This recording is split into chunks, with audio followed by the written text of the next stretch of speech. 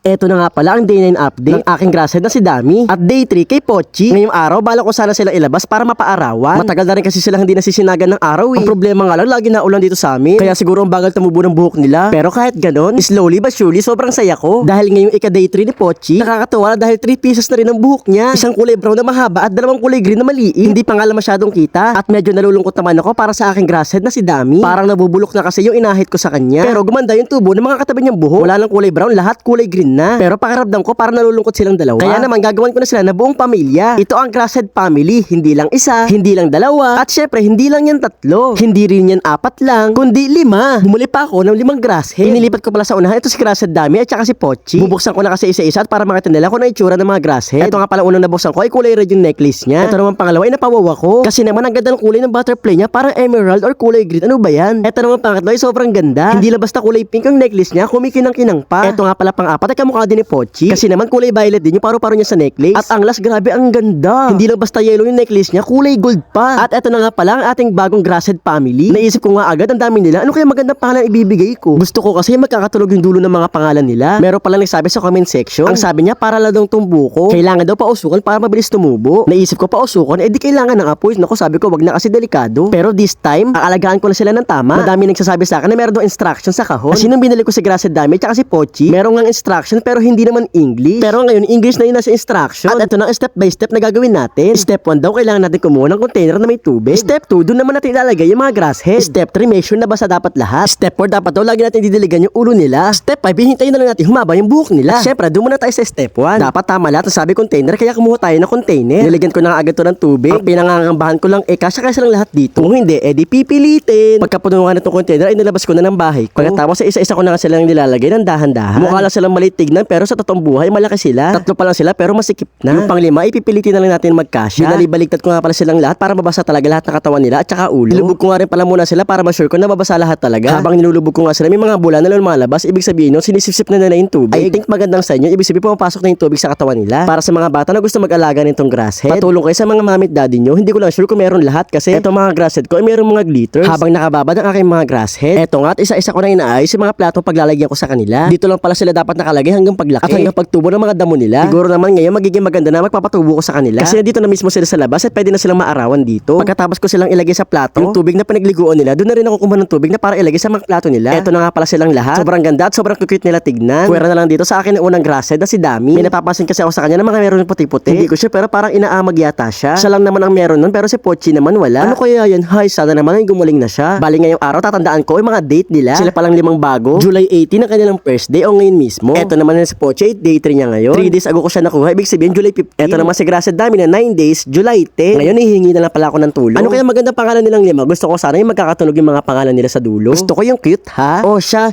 yun lang muna. Thanks for watching. Bye-bye! Yeah!